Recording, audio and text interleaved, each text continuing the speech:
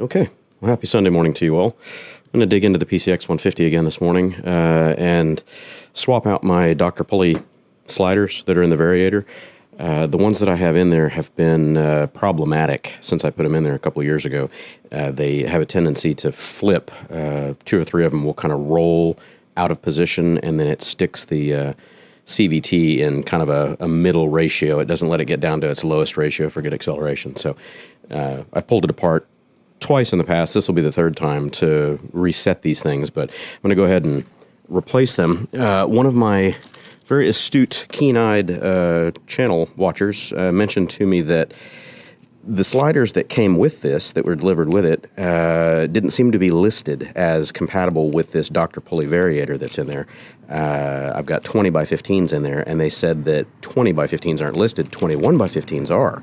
So I picked up another pack of Dr. Pulley sliders in 21-15, 14 gram. It's their fancy black pearl. Anywho, so I'm going to rip this apart and pull the other sliders out of there, which are the 20x15, 13 gram, I think, and clean it up in there. I'm going to go ahead and put in a fresh belt while I'm at it.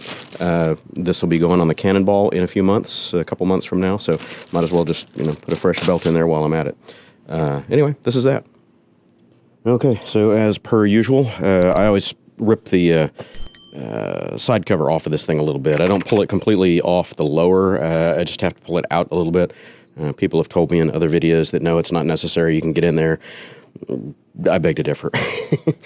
You might be able to if you got a swivel socket and some weird angle stuff, but it's just not going to work. It's so much easier and just less problematic overall to go ahead and just pull the side plastic loose so you can get a straight shot at that Variator nut. So there we go.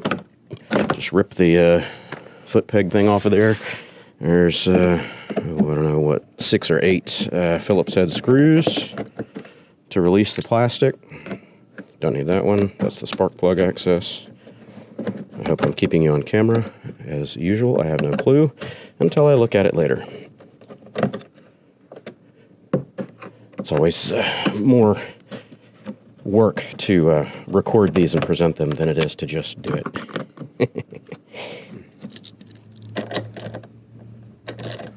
Lefty loosey.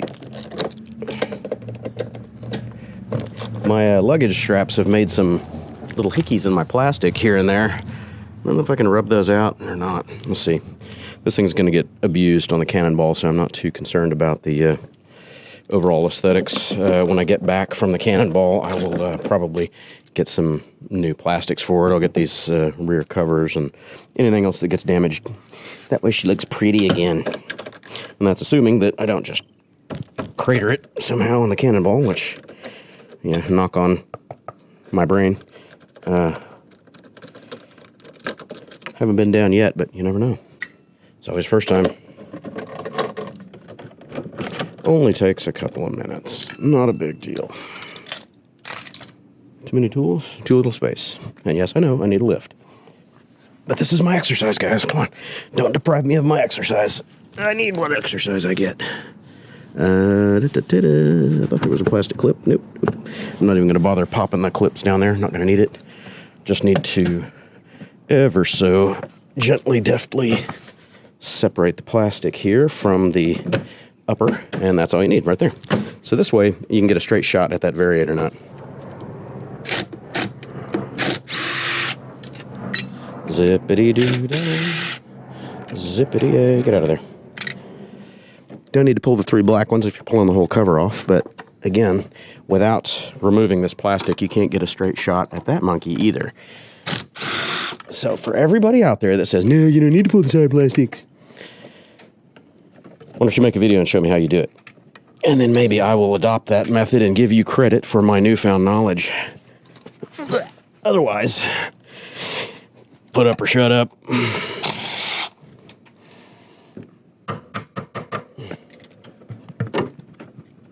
There it goes. So, belt dust is pretty minimal, actually. It's not bad in there.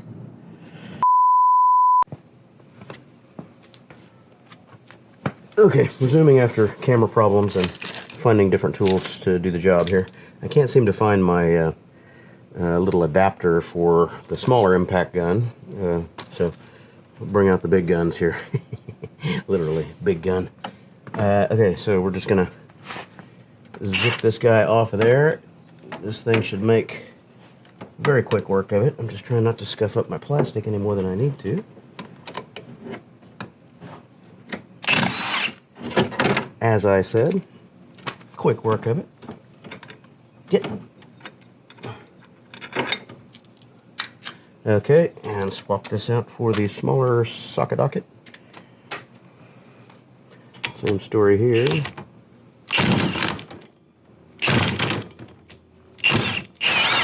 Ooh, look at all that dust coming out of there.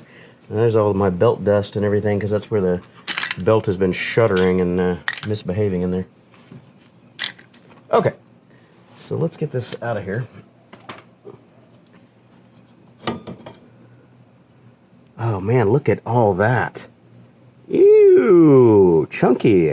I don't know if that's belt or clutch. Hope that's on camera. That's not pretty, whatever it is. Doesn't look like it's clutch. Clutch looks okay. Still plenty of meat on the clutch.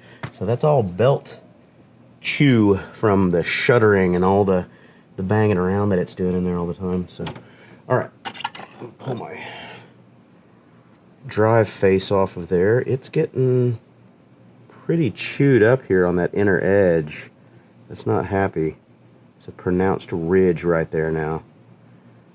I may have to put the original drive face back on this because that doesn't feel very nice. That's just going to eat the belt.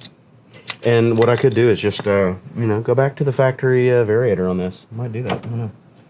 We'll see. Clutch and the belt out of there. I'll measure this belt and see how worn it is. It's really slicked down, but that's pretty normal. It's only got about 6,000 miles on it. I put this belt in there before Adrian and I went on our first Arkansas trip almost 3 years ago. So anyway, I'm going to clean all this up with a brake cleaner. Nice. I want to pull this out in one piece so you guys can see it with me. Yeah, see, I'm squeezing, and you can already hear that it shouldn't do that. If I'm squeezing, those should be tight. So that means at least a couple of them have turned. Let's see if I can keep you on camera and show you the skinny here. Yeah, look at that. I don't know if you guys can see it, but several of them are turned. They're rotated, they're not flat. They're all supposed to be like this one over here. They're not supposed to be rolled like the ones on the close side to you. So that's what's happening, is these are either the wrong size or the contra spring back here, the rear spring on the Variator or on the drive assembly is not strong enough to prevent it from slacking the belt and allowing these sliders to jump position in here. So I'll clean all this up, and then these 14 gram 21 by 15s are going to go in there, and I'll see how it behaves. If they screw up again over the next, it should happen pretty quickly. It always happens at freeway speeds, when I'm cruising along 65 miles an hour or whatever, and then I close the throttle to slow down. It's shortly after that I notice that my low ratio is gone, so that's what's causing the flap. So it should do it on my normal commutes, and we'll find out. I'll be back with you after I clean this up. All right, everybody. Well, I got everything pretty much cleaned out. Hit it with some green Scotch-Brite pad just to make sure I got all the belt residue and goo and everything out of there. Variator housing's all clean. So now I'm going to throw the new sliders in there and just see if these fit a little bit tighter. I'm presuming the dimensions 20 by 15 versus 21 by 15. And I have my calipers out here right now to tell you, but, and that may not show up on camera, but 20 by 15 is written here, 2115 is written here. I'm presuming that means the width this way, not width that way. So width front to back. And if we overlay them, there is a very slight difference. It must be the height. That's the deal. So the height on the 2115 is just a touch taller. It's 1 millimeter taller. So I don't know. Maybe these will work better. So we're going to load them in there. Whoops. I mean, it seems to, goes to reason that if they're a little bit taller, they're going to fit tighter against the variable plate here. So we'll find out. Load them in there. tall side or flat side toward the back, toward the ramp, or toward the hub, I should say. Hey, come here. And, hey, oh, you slippery little monkey. So that's how they should look when you load them in. I hope you're on camera. That's the correct orientation of everything. The bevel goes toward the underside of the plate here, and that's what it rides on. So I'm going to reassemble the little slider pieces. I don't know why they call these sliders and those sliders. These are the Variator sliders. These are the ramp sliders, whatever. I believe they go that way. Oh, yep, that's the way. And these are also Dr. Pulley pieces that came with this Variator. Oops, I guess I should go the correct orientation A. They use some kind of a slippery plastic. I don't know if it's a nylon or a Delrin or whatever. I just put that one in there backwards again. I'm not sure what it is, but whatever. It's supposed to be better than the factory stuff. And it works very well. I'll give it that. This Variator does work well when it's behaving itself. But it's not always behaving itself. So that's that. So it's too hard to do the full diagram. Maybe I can link a video here that shows you how a Variator works. But essentially, as this assembly rotates faster and faster, the centrifugal force pulling outward on those guys, whoops, I just screwed it up, raises the plate this way. Now this is backed against the engine, so it can't really go anywhere. This portion can't. So as the weights get pushed outward, the assembly squeezes in on the front, which pinches the belt higher up, which gives you a higher front ratio. So that's how these work. Anywho, I'm going to finish putting this together. I'll be back with you in a little bit. Okay, it's all buttoned up. Let's take this thing around the block, test it out. Oh yeah, it's already smoother. Those sliders getting turned in there, and I'm going to take this top box off because I'm tired of the rattling. When I don't have any weight in this top box, it's not loose, but the latch back here, you can hear it. It's got a steel tension bar. That guy right there, just rattle, rattle, rattle, rattles. Oh, it drives me bonkers. Get it in a minute. Okay. Oh, it takes off smooth again instead of shuddering, feeling like it's going to self-destruct. Let's go this way. Oh yeah, full power acceleration now.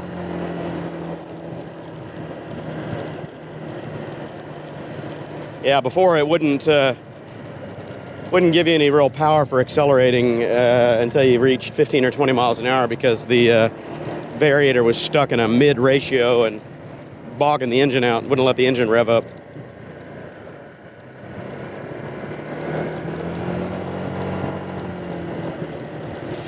These 14 gram feel a little bit heavy. I think either a stiffer contra spring or potentially maybe 13 gram sliders would be better in this. Let the Variator rev up a little bit more, or the engine rev up a little more. Man, somebody opened the gate. Full power. Oh yeah, getting right off the line. Acceleration isn't quite as snappy as the 12 or 13 gram, but it should be good for cruising and fuel mileage. Now, I don't know if you guys can hear me or not. I'm wearing a chest rig.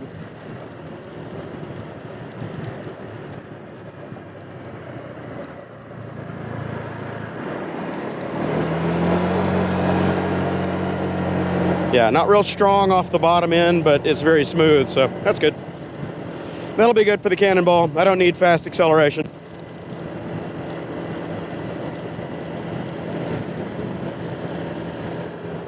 I still hear something rattling. What the hell is that? It's behind me. I don't know what it is. Oh, it's bugging me.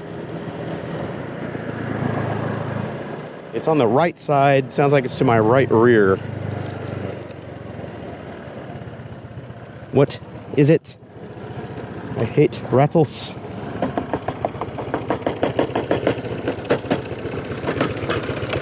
Yeah, I think that's what I'm hearing.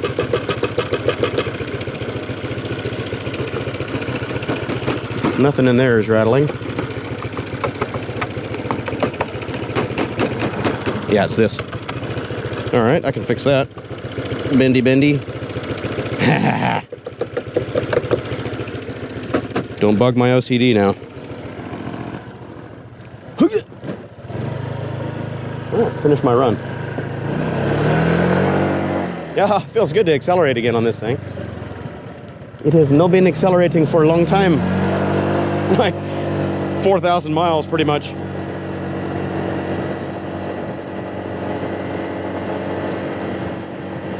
Yeah, I still hear it. I don't know what it is. Something's rattling. It's not Variator though, so I'm not worried about that. Could be something in that rear plate. I don't normally hear that stuff when I have my helmet on. And yes, I'm not riding with any safety gear. Yeah, I can really hear it. It's bugging me.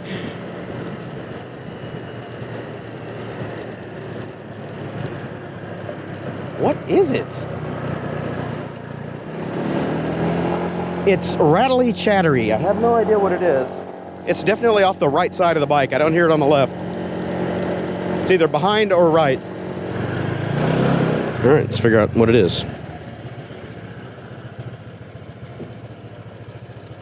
Don't hear it at idle. I only hear it while the bike is moving or at higher RPM. So let's figure out what that is. Or isn't. No, I can hear it right now. Maybe it's the exhaust. It is! Oh my God, I can see it moving. It's the exhaust baffle. The factory exhaust baffle is having a conniption fit. No, maybe I'm just seeing vibration from something else, but it's definitely coming from the exhaust baffle. That's strange.